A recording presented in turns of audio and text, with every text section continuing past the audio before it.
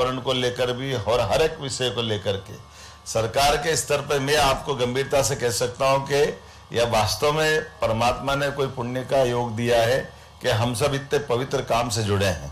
तो मैं अपने लिए आप सबका वंदन करता हूं, अभिनंदन करता हूं, आपका स्वागत करता हूं और थोड़ी धृष्टता की क्षमा भी चाहता हूं। मैं उम्मीद कर रहा हूं कि मेरे जाने के बाद भी सारे विषय होंगे पक्का, तो मैं जाऊं, नहीं तो मैं कैबिनेट कैंसिल करता हूं। कैबिनेट में विषय थोड़े से जरूरी है।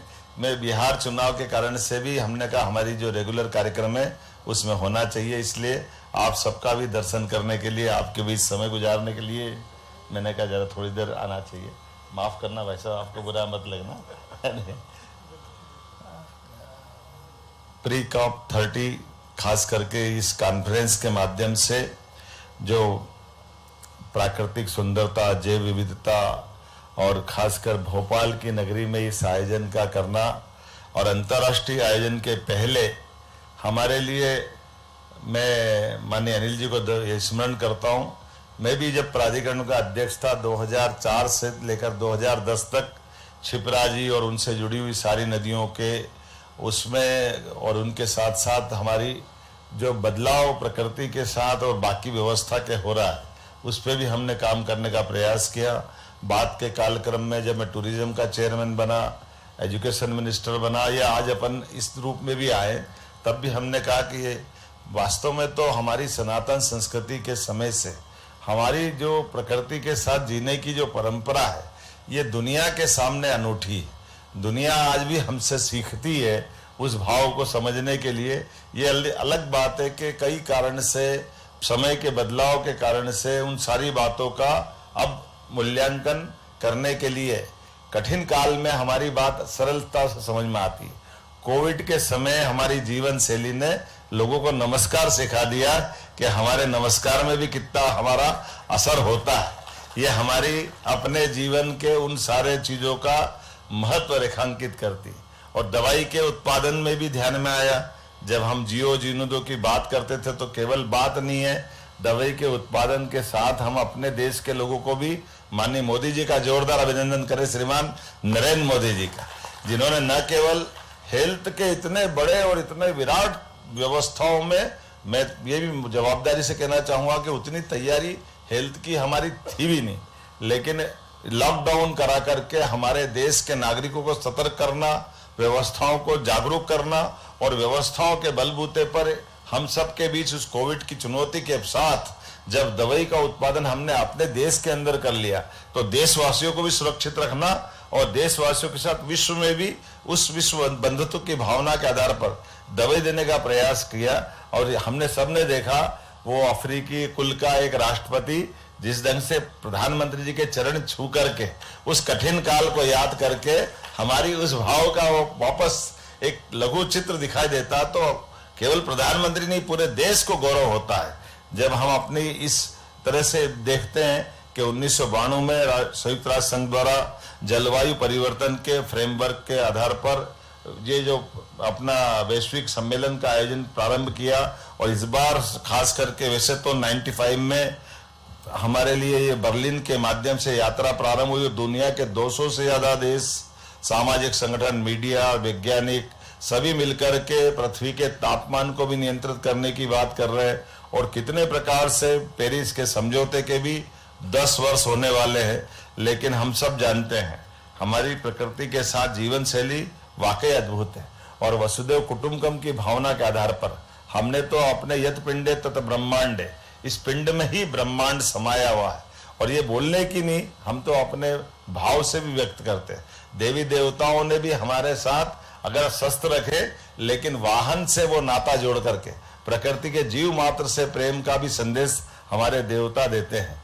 मैं आज के इस अवसर पर हम सब मिलकर के एक अच्छे विचार के लिए यहाँ बैठे हैं। मैं कुंभ की नगरी से आता हूँ, सिमस्त की नगरी से आता हूँ। ऐसे में वैचारिक कुंभ के आधार पर हमारी आज की ये वैचारिक यात्रा भी अपने मुकाम तक पहुंचेगी, ये शुभकामना देते हुए एक बार फिर मैं मध्य प्रदेश सरकार की ओर से आप सबका स्वागत करता हूँ, अभिनंदन करता हूँ। और आपके माध्यम से ये बात अंतर्राष्ट्रीय स्तर पे भी पहुंचे, राष्ट्रीय स्तर पे भी पहुंचे। राज्य सरकार को लेकर के इन सारे कामों में जो आप भूमिका दोगे, जन अभियान हमारा बहुत अच्छा काम कर रही है। नवकरणीय ऊर्जा के क्षेत्र में भी हमने सरकार के माध्यम से ये जो परंपरागत, यद्यपि मैं बोलूँगा तो बड़ा मुश्किल जाती सरकारी पद पे बोलना, लेकिन ये बात सही कि जब हमारी आजकल रिन्यूएबल एनर्जी का जमाना है तो इस बाकी चक्कर में क्यों पड़ना चाहिए। और ये बड़ा चुनौती का भी मुद्दा है, लेकिन इसको सरलता के आधार पर अभी अभी हमने अपने किसानों के लिए पूरे प्रदेश के अंदर लगभग 30 लाख हमारे बिजली के कनेक्शन है जो रेगुलर है और 2 लाख टेम्परेरी कनेक्शन है।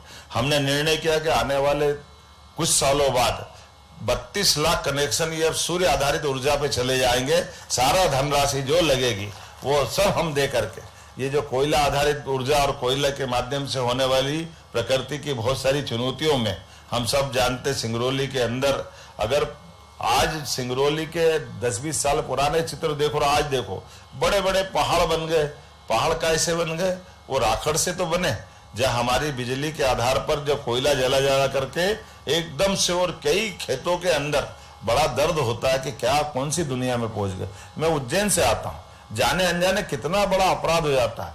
मास्टर प्लान के आधार पर नगर का नियोजन होता है और नियोजन के बलबूते पर हम अपनी बस्ती की व्यवस्थाओं को सुव्यवस्थित करने का प्रयास करते हैं, लेकिन केवल जो बेसिक जरा सी बात छूट करके कितनी महंगी पड़ती है। हमारी छिपराजी नदी के किनारे 1974 के पहले जब से हमारा उज्जैन रहता आया, मैं खुद उसका गवाह था कि छिपराजी में जाकर के स्नान करना, यहाँ तक कि मेरी खेती भी छिपराजी के किनारे थी, तो उस जल से हम अपना दिन की प्यास बुझाने का काम करते थे। लेकिन ये मास्टर प्लान की गलती से जो अपस्ट्रीम में प्लान बन गया और ये जो हमारी आधुनिक बस्तियों के जो सीवरेज के और बाकी जो कष्ट है, उसके कारण से हमारी छिपराजी पे पूरा एक संकट खड़ा हो गया। अब हमारे पास में छिपराजी को प्रवाह करने के लिए नर्मदा जी का जल लाना पड़ रहा है। अब नर्मदा जी का जल छिपराजी में छोड़े और छिपराजी से अपना काम चलाए, ये बड़ी ऐसी स्थिति बनी। मास्टर प्लान अब ये केवल हम ये कई बार कहते नहीं, हमारी जागृति, आधुनिक विज्ञान, इन सब का लाभ लेना चाहिए, लेकिन लेने और देने की व्यवस्था में जो मूल भाव है वो पिंड के सोचने के अभाव के कारण से उसके कष्ट कैसे बढ़ते हैं। मुझे इस बात का संतोष है हमारी सरकार बनी, सिमस्त में आते हैं। अब ऐसे में वो सिमस्त में स्नान करने तो छिपराजी में आते हैं, लेकिन जैसे मैंने कहा कि वो जल किसका है और नर्मदा जी का जल है, तो फिर उज्जैन आएंगे क्यों? तो फिर वो ओंकारेश्वर कर ले, महेश्वर कर ले, वो जो मूल भाव है वो तो समाप्त हो गया। इसका हल, मुझे इस बात का संतोष है, हमारी सरकार बनाने के बाद हमने हल निकाला है। हमने कहा कि ये जो छिपराजी का जल, क्योंकि छिपराजी के ऊपर कोई पहाड़, ग्लेशियर हिमालय का नहीं है कि वो पानी पूरे साल वहां से आए, तो हमने कहा कोई बात नहीं, बरसाती नदी है, बरसात में जो पानी आता है तो बरसात के पानी का पूरा संग्रहण एक ऊपर तालाब में करेंगे और ग्रेविटी के माध्यम से पूरे साल छिपराजी में जल छिपराजी का आएगा और उसमें स्नान कराएंगे, क्योंकि हमारी भावना भी है और इसके कारण से छिपरा नदी जीवंत होगी।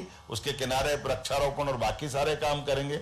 ऐसे कई सारे प्रयोग कर रहे हैं, लेकिन आज वास्तव में आप सब मनुष्यों का मैं स्वागत करता हूं, अभिनंदन करता हूं, और समय की कमी के कारण पूरे मंच का स्वागत, पूरे मंच के लिए एक बार जोरदार अभिनंदन कर दे, और आपका भी सबका अभिनंदन कर रहा हूं। और इस विचार यात्रा में आपका जो भी मार्गदर्शन मिलेगा, हमारी सरकार अक्षरशः उस पर बढ़ने के लिए तैयार रहेगी। और मैं मान के चलता हूं, आप अगर ताली बजा के मेरे दिखाएंगे कि हाँ नाराज नहीं है, तो मैं जाता हूं, नहीं तो मैं बैठ कर यहाँ समय देना चाहूंगा। मुझे लगता है आपने अनुमति दे दी। मेरी अपनी ओर से पुनः आप सबका वंदन, अभिनंदन, बहुत बहुत धन्यवाद।